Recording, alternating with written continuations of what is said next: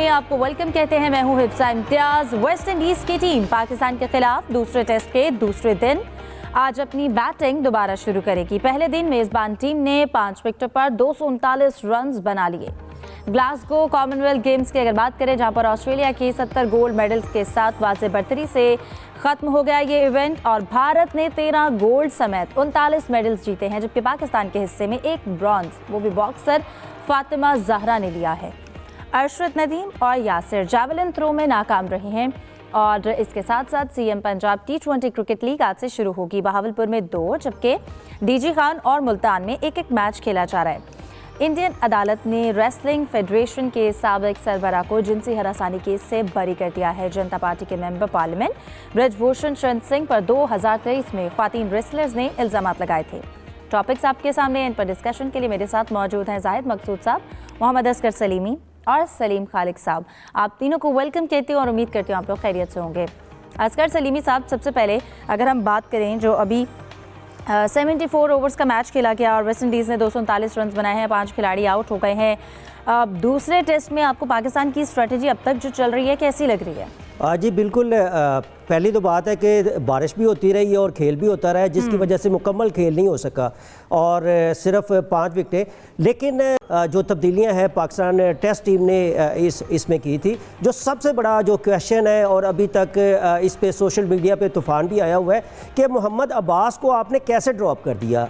एक जो प्लेयर है वो 5 विकेटें भी लेता है, ओवरऑल 8 विकेटें उसकी हैं और इसके अलावा वो आपको बैटिंग भी करके दे रहा है, तो आपने उसको कैसे ड्रॉप कर दिया, ये एक बहुत बड़ा क्वेश्चन है।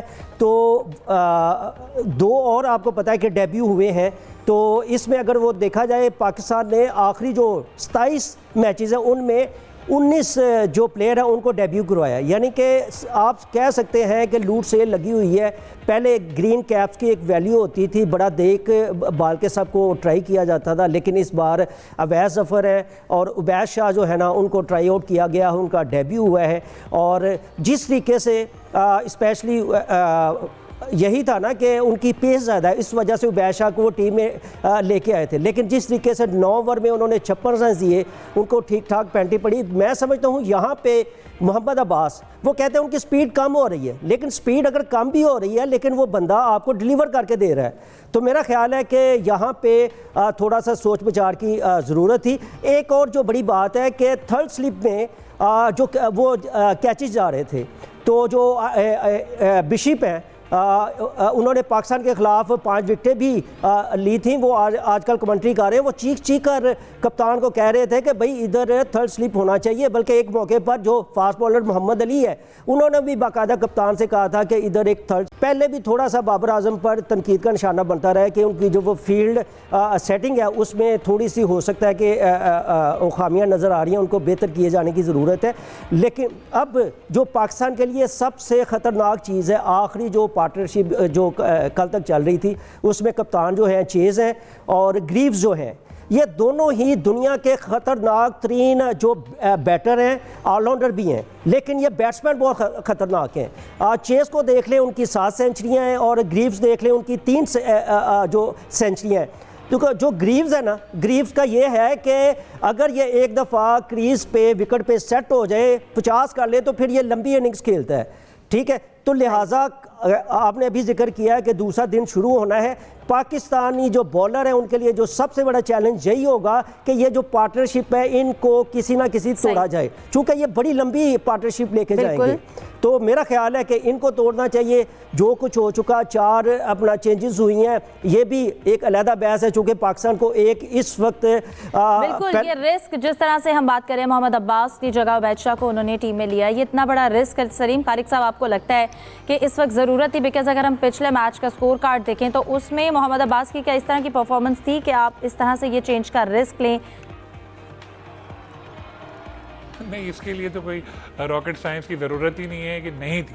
आप ये देखें कि 46 ईयर्स बाद ऐसा हुआ है। मैं कहीं पढ़ रहा था कि कोई प्लेयर ऐसा बदकिस्मत हो जिसने 5 विकेटें ली और उसके अगले मैच में उसको बाहर कर दिया गया। पहले बाहर हुए थे एहतशाम, एक क्रिकेटर हुआ करते थे, उनको बाहर करके फिर इमरान खान आए थे। मैंने ये रिकॉर्ड कहीं पढ़ा, मुझे बड़ी हैरत हुई। तो दुनिया भर में तारीफ़ हो रही है कि अब्बास जो है उन्होंने 8 विकेटें ली बहुत अच्छा खेले, पेस उनकी कम है। कोई इस सीरीज में थोड़ी पहले पता चला आपको कि उनकी पेस कम है, उन पे तो हमेशा तनकीद ही यही होती है कि पेस कम है, लेकिन एक्यूरेसी इतनी है उनकी, स्विंग उनके पास ऐसी है और वो विकेट टू विकेट अच्छी लाइन पे बॉल करते हैं जिसकी वजह से उनको कामयाबियाँ मिलती हैं। एक ऐसा प्लेयर, वैसे ही हमारी टीम में परफॉर्मर्स कम है, एक ऐसा प्लेयर जो परफॉर्म कर रहा है, जिसने रिसेंटली पिछले मैच में इमरान खान का रिकॉर्ड तोड़ा और सबसे बेहतरीन एवरेज उनकी हो गई है पर विकेट, लेकिन हमने उसको बाहर कर दिया। वो वैसे बाकी यानी उस खिलाड़ी मैच का जो कॉम्प्लेक्स white में plus ना point चले था- जाते। आपने जैसे कहा ना कि परफॉर्मर कोई आया ही, तो उन्होंने कहा बाकी कॉम्प्लेक्स में ना चले जाएं, इसलिए उसको भी बिठाओ ताकि सारे इक्वल परफॉर्म करें। इसमें तो सारी मिसालें मुझे याद आ रही हैं, अपने पाँव पर कुल्हाड़ी मारना, आ बैल मुझे मार, जो भी है ना वो सब पाकिस्तान टीम पे यहाँ पर सादिक आती हैं। और अभी 5 विकेटें इनकी बाकी हैं और जिस तरह की पार्टनरशिप बन गई है ये 6ठी विकेट की, तो अगर ये लोग स्कोर को ले गए 350 तक तो फिर तो बहुत मुश्किल हो जाएगा पाकिस्तान के लिए। चलें, मैं मान लेता हूँ बहुत अच्छी बैटिंग करके अगर हमने 500 रन भी बना लिए, अगर हमने थोड़ी लीड लेने के लिए, तो उसमें टाइम भी तो जाएगा और हमें ये मैच सिर्फ ड्रॉ नहीं करना, हमें ये मैच जीतना है। नहीं तो 26 साल की जो रिवायत है कि हम वेस्ट इंडीज़ में कभी कोई टेस्ट सीरीज़ नहीं हारे, वो टूट सकती है। फिर जिस तरह शान मसूद हमारे परफॉर्मर हैं, वो बाहर हुए इंजरी की वजह से, बाबर के ऊपर बहुत ज़िम्मेदारी है, बाकी बैटिंग लाइन हमारी किसी के ऊपर हम रिलाई नहीं कर सकते, रिजवान और सलमान भी इतना परफॉर्म नहीं कर रहे, तो एक तरह से एक हम लोग की जो बैटिंग लाइन है वो भी एक फ्रेजाइल है, हमें एक धड़का सा लगा रहता है कि यार ये क्या करेंगे। ऐसे में अब ये जो अच्छा मौका मिला था, यहाँ भी आधी टीम आउट कर दी थी, उससे पहले भी मौके मिले लेकिन कैचेस ड्रॉप हुए, बाबर ने भी कैच ड्रॉप किया, सलमान ने भी कैच ड्रॉप किया, ग्राउंड फील्डिंग भी हमारी अच्छी नहीं थी। अब तो बस यही दुआ है कि हमेशा ऐसा होता है कि जब एक दिन का खेल ख़त्म होता है टेस्ट में और नेक्स्ट डे का शुरू होता है, तो जो नॉट आउट बैट्समैन होते हैं थोड़ा सा 0 से उनको स्टार्ट लेना पड़ता है, तो आउट करने का उनको चांस होता है। तो आज हमारा जो पहला शुरू का घंटा है उसमें हम लोग विकेटें ले लें ये, और कम से कम रन पर इनको महदूद रखें, फिर हमारे लिए एक अच्छा चांस बन जाएगा। नहीं तो अब तक तो जो ओवरऑल हम टीम की परफॉर्मेंस उसने मायूस किया थोड़ा। जाहिद साहब, हमने लास्ट जो अभी फर्स्ट मैच हुआ वेस्ट इंडीज़ के साथ, 120 पे 7 खिलाड़ी आउट थे और हम तब भी यही बातें कर रहे थे कि जितनी जल्दी रिस्ट्रिक्ट कर लें टीम को उनके बेहतर है, और हम वो नहीं कर सके, 200 से ज़्यादा स्कोर बन गया।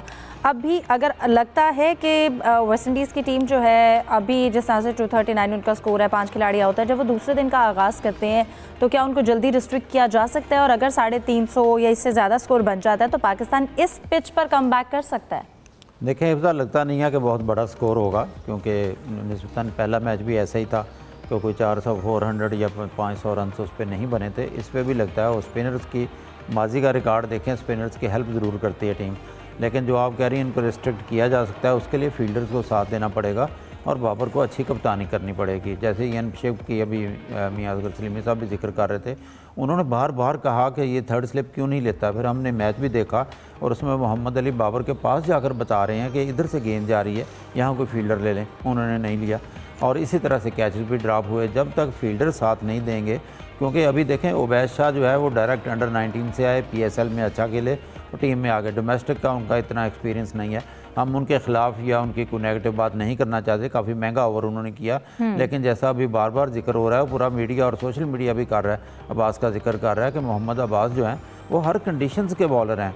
और फिर ख़ास प्लस पॉइंट ये था कि इनफॉर्म बॉलर हैं। एक तो होता है ना कि बड़ा बॉलर होना, हर कंडीशंस का बॉलर होना, आजकल क्योंकि वो रिदम में भी हैं, फॉर्म में भी हैं, स्पीड उनकी नो डाउट बहुत कम है, लेकिन उन्होंने बहुत अच्छी बॉलिंग की। ट्रूबा टेस्ट में जो पहला टेस्ट था उनका बाहर बैठना बनता नहीं था, कि जैसा कि कप्तान ने कहा, बाबर ने प्रेस कॉन्फ्रेंस में, कि कंडीशंस को देखते हुए हमने टीम बनाई है, तो हमने 2 स्पिनर डाले, और लेकिन फील्डर्स को साथ देना पड़ेगा। अब देखें, लास्ट जो विकेट थी जस्टिन ग्रीव्स की और रोस्टन चेज़ की, वो 66 रन का, कीमती 66 रन का इजाफा कर चुके हैं, 239 बन चुके हैं। और फिर शुमार जो सो पीछे हैं, जो पिछले मैच में उन्होंने दोनों इनिंग्स में 22, 23 या 30 रन बड़े ही कीमती उन्होंने इजाफा किया। तो क्योंकि वेस्ट इंडीज़ के जो टेल एंडर्स हैं वो पाकिस्तान से कहीं बेहतर हैं।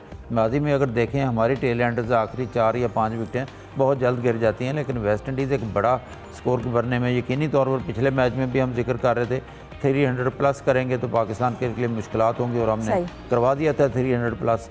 तो बहुत से फैसले ऐसे हैं जो अब ज़ेर बहस हैं, तनकीद हो सकती है प्लेइंग 11 से लेके फिर हमारी फील्ड प्लेसिंग से लेके फिर कैचेस का भी जिक्र हो रहा है। तो इस तरह से पता नहीं मुश्किल लग रही है अभी, क्योंकि वैसे तो टेस्ट मैच 5 दिन का होता है, ज़ाहिर है कुछ नहीं कहा जा सकता। और क्योंकि पहले दिन बारिश ने भी काफ़ी टाइम ज़ाया किया, मैच भी ताख़ीर से शुरू हुआ, 76 ओवर्स का खेल हुआ था, और फिर यही हो सकता है कि बारिश आए तो कोई ना कोई पाकिस्तान की हेल्प करे, लेकिन अभी तक इतना लगता नहीं। लेकिन 2 टेस्ट कैप मिली अवैध शाह को, अवैध ज़फ़र को, और नए खिलाड़ी हैं। अब्दुल्ला शफीक का चांस तो दिखाई देता था कि वो खेलेंगे, क्योंकि ज़ाहिर है शान मसूद अनफिट हो गए।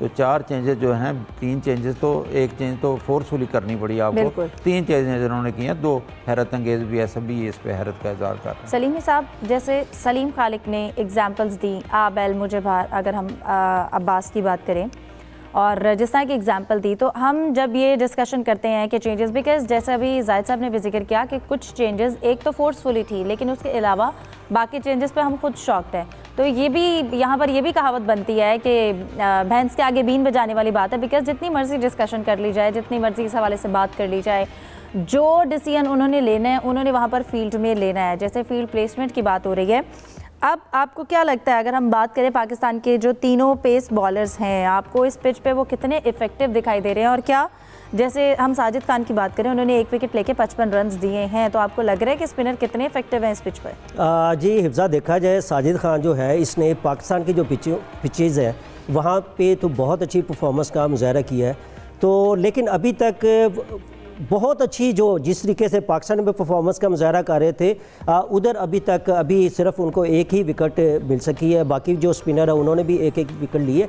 जहाँ तक मैं फिर वही कहूँगा कि अब्बास की इधर जगह बनती थी। आप एक बिल्कुल परफॉर्मेंस वो एक प्लेयर दे रहा है, उसका कॉन्फिडेंस हाई है, आप उसके कॉन्फिडेंस को शेक कर रहे हैं टेस्ट मैच में बाहर बैठा के।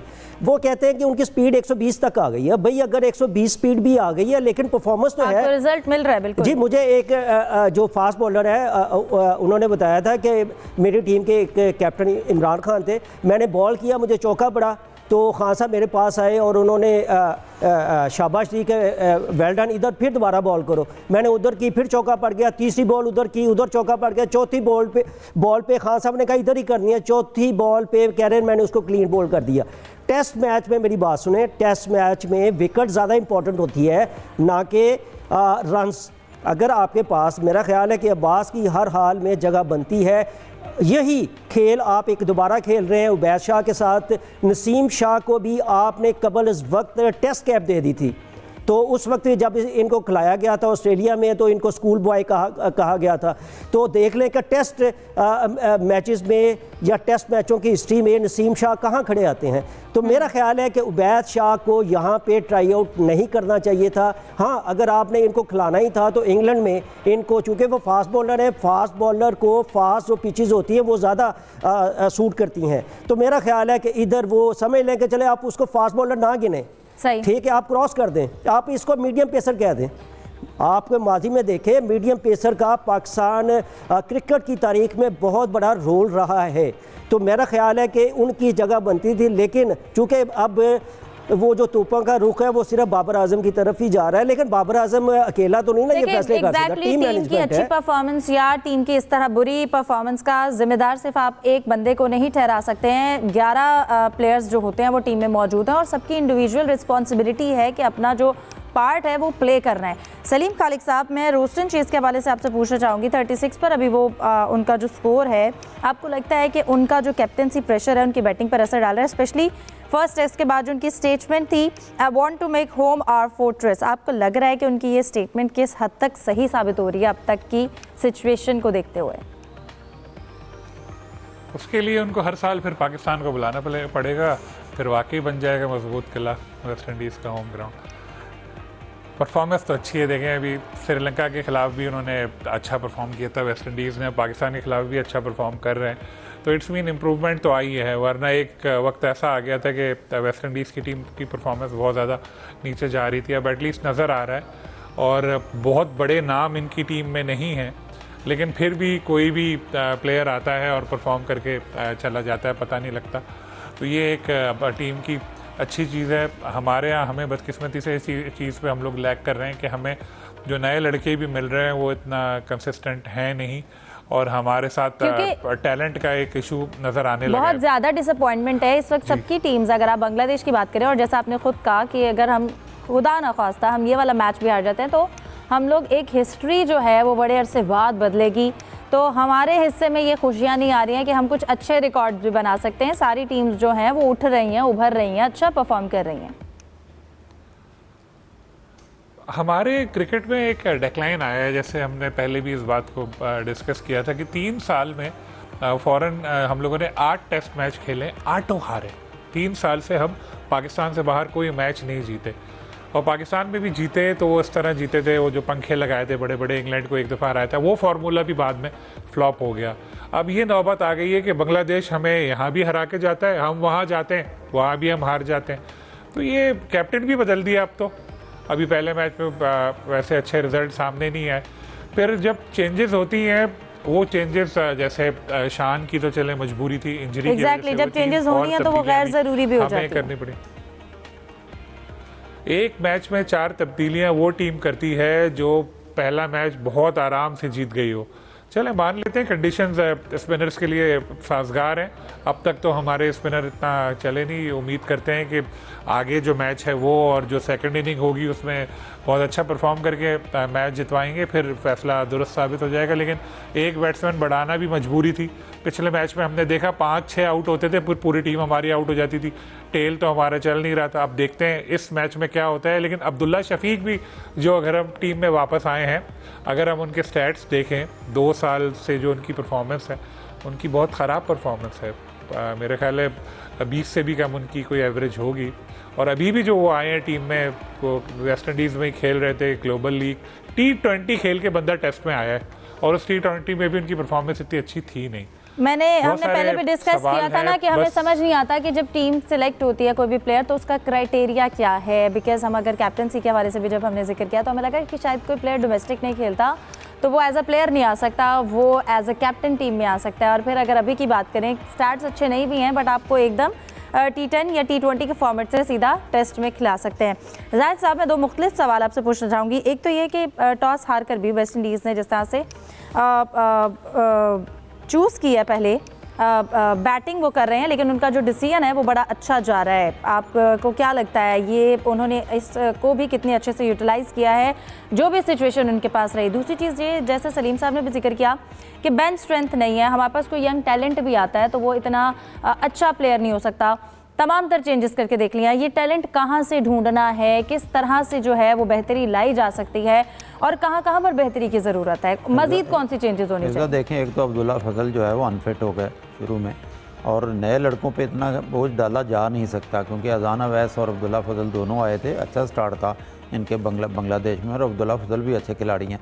और बतदरीज मैं तो इस चीज़ का हामी हूँ। आपको याद होगा थोड़े दिन पहले जो है एक इंटरव्यू यहाँ पे छपा था फ़खर जमा का, जिसमें उसने कहा था कि टोटली यंग खिलाड़ियों को आप शामिल नहीं कर सकते, आपको तजर्बा और यंग खिलाड़ियों को साथ ले लेकर ही चलना होगा। और फिर अब्दुल्ला का जैसे जिक्र हो रहा है, क्योंकि अब्दुल्ला शफीक वहाँ पे मौजूद थे, शायद उन्होंने यही सहूलत समझी। शकील आपके अनफिट थे, उनको लिए इंग्लैंड के लिए गया था कि वेस्ट इंडीज़ भेजना नहीं है। टीम के एक बहरानी कैफियत हुई और वहाँ चले गए। जहाँ तक आपने टॉस जीतकर बैटिंग का जिक्र किया तो लकी हैं वेस्ट इंडीज़ के कैप्टन, और बाबर ने भी बाद में टॉस के बाद यही कहा था कि अगर टॉस जीतते तो बैटिंग को प्रेफर करते। वहाँ टीमें पहले बैटिंग ही करती हैं ताकि दूसरी टीम प्रेशर में आए और चौथी इनिंग्स उनको ना खेलनी पड़े। और इसी तरह से पहले मैच में भी उन्होंने टॉस जीता बैटिंग की, और दूसरे मैच में भी टॉस जीता बैटिंग की। तो बाबर आजम जीतते वो भी यही फैसला करते। अब टीम तो हमारे पास यही है, क्योंकि शकील पूरी तरह फिट नहीं थे। अगर वहाँ पर भेजा भी गया टीम ने, इसके बाद आपके पास सामने है इंग्लैंड जाना है, 3 मैचेस टीम ने वहाँ पे खेलने हैं। और अगर आज का मैच ये मैच भी फिसल जाता है पाकिस्तान से, फिर अच्छे मोराल के साथ अच्छे दिल के साथ टीम जाएगी नहीं, क्योंकि नो डाउट अब बाबर कोई नए कैप्टन तो है नहीं, टीम तो यही है आपके सामने। और एक आध बेंच स्ट्रेंथ हमारी उतनी मजबूत नहीं है जैसे किसी ज़माने में कहा जाता था कि ऑस्ट्रेलिया की मजबूत है या इवन इंडिया की पड़ोसी मुल्क की मजबूत है। ये अलग बात है कि आजकल ज़रा बहरान के शिकार हैं, लेकिन T20 हारने के बाद उन्होंने वनडे में अच्छी परफॉर्मेंस दिखाई है। इसलिए पाकिस्तानी टीम को भी थोड़ा सा संभल कर खेलना होगा। और ख़ास तौर पर फिर जिक्र करता हूँ जो पहले टेस्ट में भी हम करते रहे कि जब एक तो उनकी टीम को ज़ाहिर है जल्दी आउट करना होगा और फिर बैटिंग करते हुए बहुत जिम्मेदारी का मुजाहरा करना होगा, क्योंकि इमामुल हक जो है सही। पिछले मैच में एक इनिंग्स बहुत अच्छी खेले थे, दूसरी इनिंग्स में जल्दी आउट हो गए। मोहम्मद रिजवान और सलमान आगा पे सबकी नज़रें होती हैं, यहाँ तक भी लोग कहना शुरू हो गए कि यार नए खिलाड़ी को शामिल कर लें, सलमान आगा को बाहर बिठा दें। अब जो है अवैध ज़फ़र कम अज़ कम शामिल है। पाकिस्तान ने थोड़ी सी अपनी बैटिंग लाइन लंबी की है। अब देखते हैं कि बॉलिंग के बाद पाकिस्तान की बैटिंग किस हद तक रोल प्ले करती है, लेकिन सबसे पहले इनको रॉस्टन चेज़ और अपना जस्टिन ग्रीव से भी जान छुड़ानी होगी और शुमार जोसेफ को भी रोकना होगा। बिल्कुल, और ये स्ट्रैटेजी जो है इस तरह से उनको मैदान में उतरना पड़ेगा और तमाम प्लेयर्स जो हैं उनकी अपनी रिस्पॉन्सिबिलिटी है कि उन्होंने बड़ा रिस्पॉन्सिबल जो है वो गेम खेलना है। डिस्कशन को कंटिन्यू करते एक ब्रेक के बाद स्टे विद अस।